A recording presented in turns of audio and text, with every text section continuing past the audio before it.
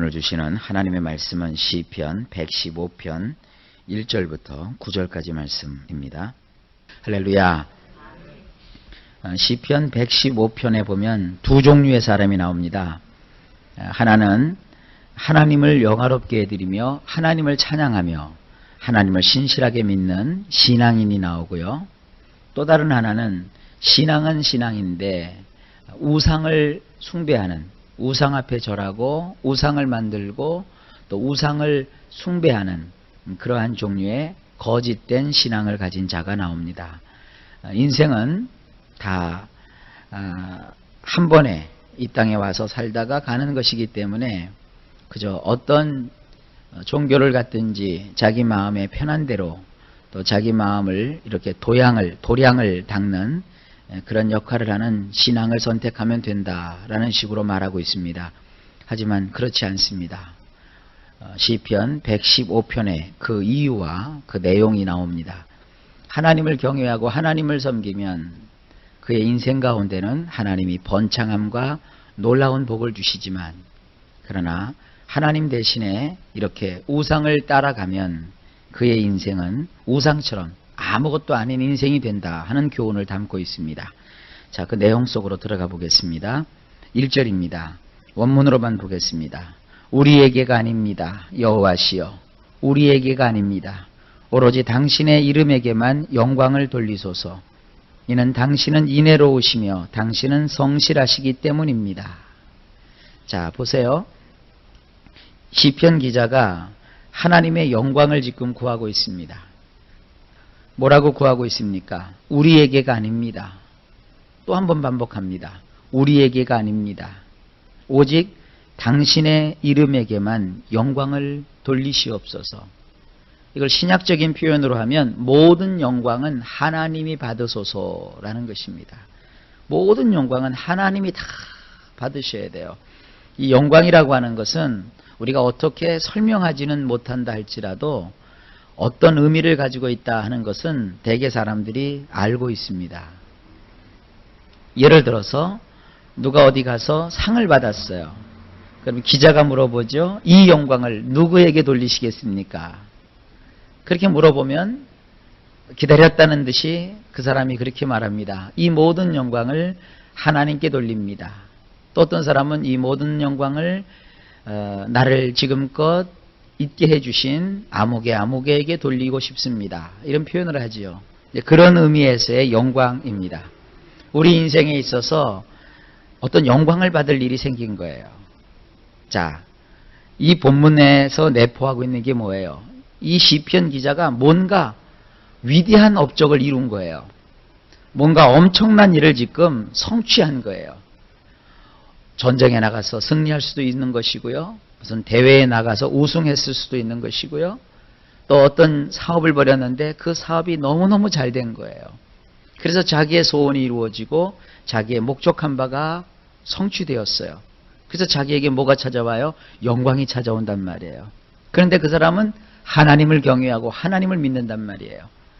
그래서 하나님을 믿는 사람하고 하나님을 안 믿는 사람하고 차이가 뭐냐 하면, 하나님을 안 믿는 사람은 모든 것을 다 자기 힘으로 한 줄 알아요. 내가 잘나서, 내가 열심히 해서, 내가 운이 좋아서, 내가 참 훌륭해서. 그러나 하나님을 믿는 사람은 비록 인간적으로 훌륭하고 뛰어나고 빼어난 재주를 가졌다 할지라도, 조건이 좋다 할지라도 그 모든 것은 하나님이 주신 것이라는 것을 알고 있어요. 그래서 자기에게 어떠한 영광도 돌리질 않아요. 그래서 놀라운 것을 성취한 다음에 그는 자기에게 찾아오고 있는 그 영광을 자기에게 돌리지 아니하고 하나님의 이름에, 하나님에게 그 영광을 다 돌려드리는 거예요. 그러니까 이것은 낮고 가난하고 천박하고 또 힘들고 고난 속에 있는 자가 부르는 노래가 아니라 한 단계를 거친 거예요. 여러분, 주님을 믿는 사람에게는 반드시 이렇게 영광을 하나님께 돌릴 그러한 일이 생겨요. 혹시 그런 일이 없다면 오늘부터 기도하세요. 하나님, 저에게도 하나님의 영광이 임하게 하여 주세요. 혹은 더 쉽게 기도하면, 하나님, 저도 하나님께 영광을 돌릴 수 있도록 저의 인생을 인도해 주세요. 그런 일이 하나님으로부터 주어지는 거예요. 그런데 내가 이처럼 영광을 누리게 된 것과 또한 이 영광을 하나님께 돌려야 될 이유가 나와요. 뭐냐면 하나님은 인애로우시다는 거예요. 하나님은 인애로우시고 그리고 하나님은 성실하시다는 거예요. 하나님은 인애로우시며 하나님은 성실하시기 때문에 내가 그 영광을 다 하나님께 돌리겠다는 겁니다. 여기 또 나오죠. 인애라는 말과 성실이라는 말. 시편에 참 자주 등장해요. 인애로우신 하나님은 나와 같은 자에게 기회를 주세요.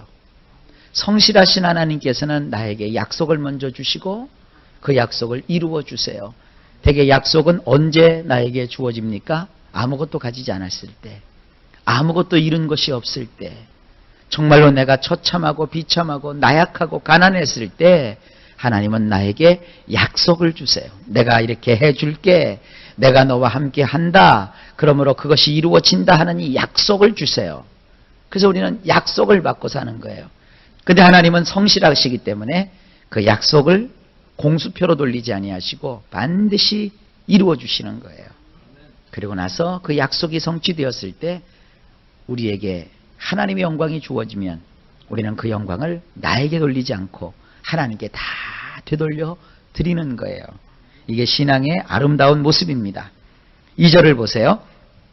어찌하여 민족들이 말하기를 그들의 엘로힘이 대체 지금 어디 있단 말인가 하나이까.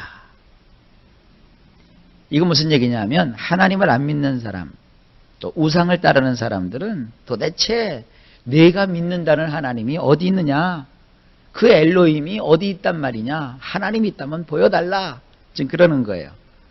우리말로는 하나님을 믿으려면 내 주먹을 믿어라. 하나님은 눈에 보이지도 않는데 차라리 내 주먹을 믿어라. 지금 그러고 있다는 거예요. 아니라는 말이죠. 하나님은 살아계신 분이십니다. 우리 눈에 보이지 않지만, 우리 귀에 그 소리가 들리지 않지만, 우리 손으로 그분을 만질 수 없지만, 그러나 하나님은 분명히 살아계셔서 약속하신 말씀대로 우리의 인생 속에 놀라운 일을 이루시는 그야말로 기적의 하나님, 능력의 하나님, 소원 성취의 하나님이신 것을 우리가 알아야 합니다. 3절입니다. 우리 엘로힘께서는 하늘들에 계시니 그분은 원하시는 모든 것을 행하시는도다. 하나님은 원하시는 모든 것을 다 하세요. 어떤 영화를 보니까 그 영화의 대사에 이런 내용이 있더라고요. 자기가 하고 싶은 일을 다 하면 그게 어디 사람이냐, 신이지. 하고 싶은 일을 다 하는 것은 하나님밖에 없는 거예요. 그러면서 그 대사 중에 또 이런 말이 있어요.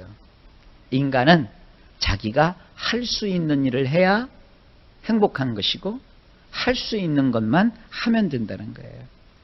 제가 그 대사를 들으면서 야, 저거 참 좋은 얘기다 하는 걸 느꼈어요. 예, 맞습니다. 전지전능하신 분은 하나님 한 분밖에 안 계세요. 우리는 전지전능하지 않습니다. 우리는 모든 것을 다 알지 못해요.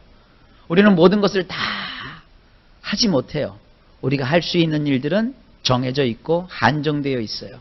그러나 우리는 모든 것을 할 수는 없지만 내가 할 수 있는 일이 있단 말이에요. 그거를 하는 거예요. 내가 할 수 있는 일을 하는 거예요. 내가 할 수 있는 일에 최선을 다하는 거예요. 내가 또 해야만 될 일이 있어요.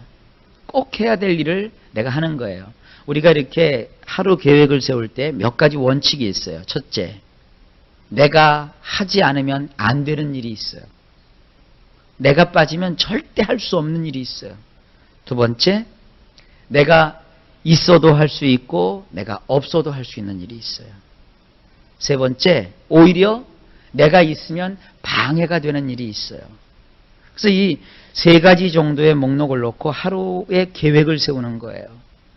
그래서 내가 없어도 되는 일을 굳이 내가 거기 들어가서 있으면 안 돼요. 어떤 일은 내가 들어가면 방해가 되는 일이 있거든요. 근데 되게 또 부정적인 그런 품성을 가진 분들은 모든 일에 자기가 있을 필요가 없대요. 그건 참 바보 같은 사람들이죠. 어린아이들 말에 의하면 쪼다예요, 쪼다. 그건 아니죠. 자기 자신을 잘 알아서 계획을 세울 줄 아는 사람들은 내가 그 일에 들어가면 방해가 되는 경우가 있어요. 어떤 경우가 있을까요? 자, 예를 들어서 내가 사장님이고 내가 사원들을 거느리고 있어요. 근데 어떤 일은 사장님이 끼면 안 되는 일이 있거든요. 사원들끼리만 해야 될 일이 있어요. 근데 사장이 꼭 껴요. 그러면 사원들이 일을 하다가 말고 아유, 사장님이 다 하는데 뭐 이럴 경우가 있어요. 그럴 때는 지혜로운 사장은 거기에 끼지 않죠. 두 번째, 내가 있어도 되고 없어도 되는 일은 무슨 얘기예요? 내가 있으면 좋지만 내가 없어도 일이 되어질 수 있어요. 그런 일을 또 막 쫓아다니다 보면 내가 정말 해야 될 일을 못하게 돼요. 그러니까 이것은 우선순위에서 밀려나는 일이죠. 첫 번째는 뭐예요? 내가 없으면 안 되는 일이 있어요. 그건 정말 빠지면 안 되는 거예요. 예를 들어서 예배를 이렇게 드리는데 예배 시간에 장로님도 계시고 권사님도 계시고 또 찬양대도 있고 반주자도 있고 뭐 전도사님도 계시고 또 강도사님도 계시고 다 있어요. 근데 목사가 빠졌어요. 그러면 예배가 진행이 안 되는 거예요. 예배 때는 말씀을 전하는 목사님이 있어야 되고 또 예배를 전체적으로 성부, 성자, 성령의 이름으로 개회해서 예배를 마감할 때까지 성직자가 있어야 예배가 인도가 돼요. 이렇게 모든 일에는요, 순서가 있고 질서가 있고 또 그 모든 일에는 합당한 일들이 있는 거예요. 그래서 여러분들 하루를 시작할 때 늘 이 세 가지를 생각하세요. 꼭 해야만 될 일. 그럼 꼭 해야 돼요. 제가 새벽마다 기도를 하지요. 오늘도 해야 될 일을 하게 해주세요. 그게 바로 그런 의미가 있는 거예요. 여러분도 오늘 꼭 해야 될 일을 하시길 바랍니다. 근데 하루 종일 내가 그 일을 다 해야 된다 그러면 여러분 터져 죽어요. 자녀가 해야 될 일은 자녀가, 또 남편이 할 일은 남편이, 아내가 할 일은 아내가. 근데 힘든 게 뭐예요? 남편이 할 일을 아내가 다 하고 자식이 할 일을 아내가 다 하고 또 이웃이 해야 될 일을 아내가 다 하고 그러다 보니까 어떻게 돼요? 지쳐버리는 거예요. 그냥 터져버리는 거예요. 그래서 여기서 필요한 게 뭐냐면 행정이에요. 행정. 행정이라는 것은 뭐냐면 인간은 전능하지 않기 때문에 혼자서 다 할 수 없거든요. 그래서 각각 맡아서 자기 일을 감당하는 거예요. 교회도 마찬가지예요. 요즘 교회에 성도들이 이렇게 자꾸 늘어나다 보니까 이제 행정을 좀 해야 되겠다 하는 걸 느껴요. 그래서 지금 제가 프로그램을 짜고 있어요.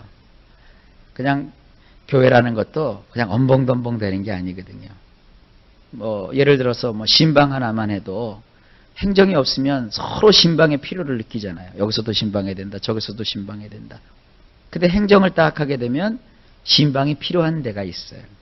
그러면 그 신방을 필요로 하는 사람들이 이제 신방 요청을 하면 또 구역장님들이라든지 팀원들이 그것을 캐치를 해서 일정을 잡고 그리고 난 다음에 그걸 이제 목사님께 보고를 하면 목사님은 또 자기 목사님의 또 일정이 있잖아요. 의외로 목사님들이 하는 일들이 참 많아요.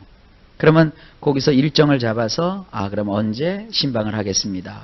그러면 신방을 통고를 하면 그 집에서도 신방을 받을 준비를 하고 날짜를 정해서 같이 갈 사람들을 정해서 그 날짜에 또 꼭 가야 될 사람, 또 가면 좋은 사람 이런 분들을 전정을 해서 신방을 가는 거죠.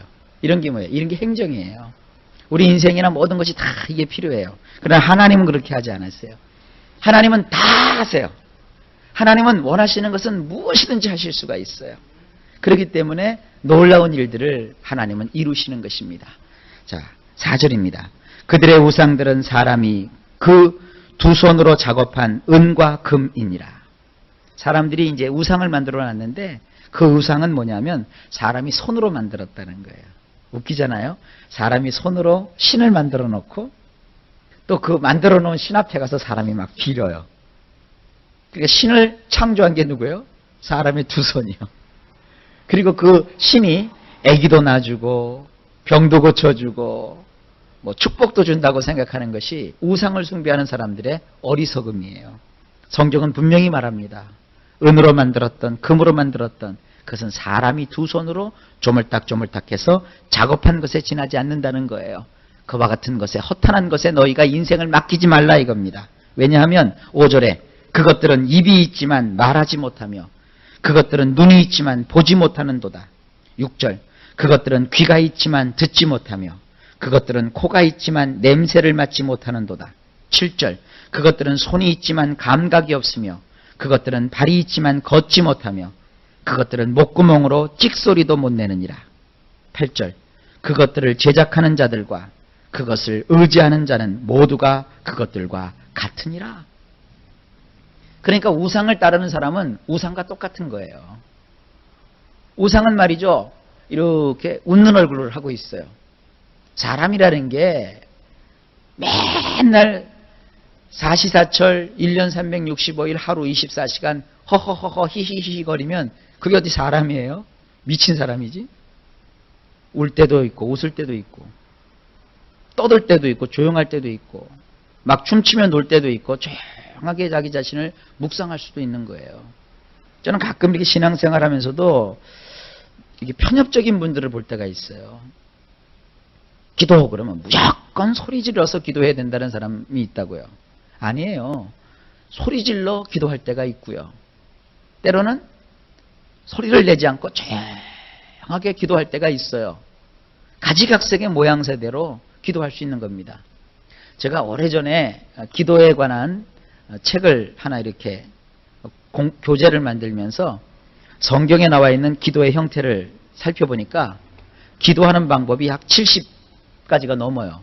앉아서 기도하고 서서 기도하고 누워서 기도하고 걸으면서 기도하고 또 뭐 쭈그려서 기도하고 무릎 꿇고 기도하고 손잡고 기도하고 함께 기도하고 혼자 기도하고 이렇게 기도의 종류로 쭉 제가 성경에서 뽑아보니까 70가지가 넘더라고요. 그러니까 여러분들 기도를 하는 게 중요한 것이지 이렇게 기도의 어떤 형태가 중요한 게 아닙니다. 또 어떤 분은 기도하라 그러면 꼭 두 손을 이렇게 탁 합장을 하고 무릎을 꿇고 이렇게 기도해야만 되는 줄 알아요. 세상에 어떤 그 분들이 저한테 질문이 들어왔어요. 오래전 일이에요. 근데 서로 자기들의 그 교회에 보면 소그룹들이 있잖아요. 소그룹인데 문제가 생겼어요. 왜 그러느냐? 한 사람은 기도할 때 책상 다리를 하고 하는 거예요. 살이 찐 사람들은요, 무릎 꿇고 기도를 잘 못하거든요. 책상 다리를 하고 있고. 한 사람은 꼭 기도할 때마다 무릎을 꿇고 기도하더라고요. 근데 이제 단체로 모여서 기도를 하는데, 이 사람은 책상 다리하고 기도하고, 이 사람은 무릎 꿇고 기도하니까, 무릎 꿇고 기도하는 사람이 그러더래요. 어디서 배워 먹었냐? 어디서 하나님 앞에서 책상 다리하고 기도하느냐? 그러니까 이 책상 다리 하는 사람은 또, 어디 성경에 꼭 무릎만 꿇고 기도하라고 그랬느냐 하고 서로 싸움이 붙은 거예요. 싸울 게 따로 있지 그런 거 갖고 싸워요. 근데 제가 보니까 성도들은 그런 게 중요하더라고요. 또 그래서 제가 그거 풀어주느라고 힘들었어요. 왜 그런 줄 아세요? 무릎 꿇고 기도하는 사람은 여태까지 무릎 꿇고만 기도하는 거로 배웠거든요. 근데 목사가 나타나갖고 성도님 책상 다리하고도 기도할 수 있는 겁니다. 그러면 뭐라고 그럴까요? 목사님 실망했습니다. 목사님이 그렇게 신앙이 엉터리일 줄 몰랐습니다. 이러고 나오고요. 또 책상 다리하고 있는 사람한테 성도님 무릎 꿇고도 기도할 수 있는 겁니다. 그러면 목사님은 저 사람 편만 든다고 이렇게 돼버려요. 그러니까 이 목회라는 게 그래서 힘들어요. 그래서 목사님들은요 말하고 싶은 게 이렇게 있어도 말 다 하면 안 돼요. 또 지금 막 한번 얘기하면 될 것 같은데 지금 막 얘기하면 안 될 때가 있어요. 그죠? 얘기할 기회가 있고요. 그리고 기다릴 줄 알아야 돼요. 그래서 어떤 때는 목회를 하다 보면 참 여러 가지 일들을 당해요. 그래도 목사는 가장 좋은 게 뭐냐 하면 중립을 지키는 거거든요. 하고 싶은 말이 있어도 말하지 않는 거예요. 또 들었어도 못 들은 척하고 있어야 돼요. 그리고 어떤 때는 정말 또 강하게 할 때는 또 강하게 해줘야 돼요. 어떤 사람은요 조용조용 말하면 또 안 들어요. 그 사람은 너 그렇게 했다가는 너 큰일 난다 막 이래야 또 들어요. 너 기도 요즘 그렇게 하다가 너 이제 큰일 날 일이 생긴다 그러면 그때도 막 정신 차리고 하는 사람도 있고요. 어떤 사람은 저기 집사님 요즘 하나님이 그러시는데 집사님 기도 좀 하라고 그러시네요. 이렇게 할 수도 있는 사람이 있고요. 그래서 좌우지간 그 무릎 꿇고 기도하는 사람하고 책상 다리하고 기도하는 사람을 제가 열심히 했는데 성공은 못 봤어요. 어느 정도까지 이끌었느냐? 목사님께서는 무릎 꿇고도 기도할 수 있는 것이고 책상 다리하고도 기도할 수 있는 것이라고 말씀하셨어요. 하셨어. 맞아. 목사님 말이 맞아. 거기까지는 됐어요. 그러니까 저거는 다 됐는데 자기들끼리는 아직도 힘들어요. 자기들끼리는 나는 무릎 구름파, 너는 책상 다리파에서 기도할 때도 보면 한 사람은 저기 앉고 한 사람이 이쪽에 앉아 있어요. 이 사람이 막 기도하면 저 사람은 기도하러 왔다가 싹 가요. 이 사람이 가면은 또 이 사람이 쑥 들어와서요. 그 참 인간이라는 게 그게 아주 복잡해요. 제가 하나님 같았으면 맨날 한 대씩 줘 박았을 것 같아요. 근데 그 인간이 그렇지 않더라고요. 여러분은 제발 그러지 마세요. 네, 감사합니다. 한 번씩 했군요. 그러니까요, 이 우상들이 그래요. 우상은 딱 있어갖고 웃어! 웃기만 하고 울어! 울기만 한다고요. 그게 아니에요. 하나님은 우리의 형편을 아시기 때문에 울을 때는 눈물을 주시고 또 기쁠 때는 웃음을 주시는 하나님이세요. 그래서 우리 하나님은 그렇게 좋으신 분이신데 우상들은 안 그래요. 마지막으로 9절에 이스라엘아 여호와를 의지하라. 그들의 도움과 그들의 방패는 오직 그분뿐이니라. 예, 우리는 누구를 의지합니까? 여호와를 의지하는 거예요. 그들은 우상을 의지하지만 우리는 여호와를 의지하고, 왜냐하면 여호와는 우리의 도움이시고 우리의 방패세요. 오직 그분만이 우리의 도움이시고 우리의 방패예요. 이 도움이 뭡니까? 이 도움이라는 말도 시편에 참 많이 나오거든요. 하나님은 나의 엣제르 들어보셨을 거예요. 나의 도움자, 나를 도우시는 분이에요. 도우시기만 하는 게 아니라 또 하나는 하나님은 나의 방패, 나를 지켜주신다고요. 방패는 두 종류라고 그랬죠. 큰 방패와 손방패가 있어요. 큰 방패는 적군이 막 화살을 쏘아댈 때 큰 방패 이 뒷면에 있으면 화살을 하나도 안 맞아요. 그리고 손방패는 뭡니까? 접근전을 펼칠 때 손에 있는 그 방패를 가지고 상대의 칼이나 창을 순간순간 막는 역할을 하는 거예요. 하나님은 여러분들을 그렇게 덮어서 보호해 주시고 순간순간에 손방패처럼 작은 방패를 하나님은 역할을 하셔서 우리를 모든 원수의 크고 작은 공격에서 지켜주시고 보호해 주시는 거예요. 이런 좋으신 하나님, 이런 좋으신 하나님을 우리가 평생 따라가며 쫓아가실 수 있기를 주님의 이름으로 축복합니다. 다음 시간에는 이 시편에서 하나님을 경외하고 하나님을 섬기는 자, 우상을 따르지 않고 하나님을 섬기는 자가 받게 되는 엄청난 축복들을 한번 살펴보기를 원합니다.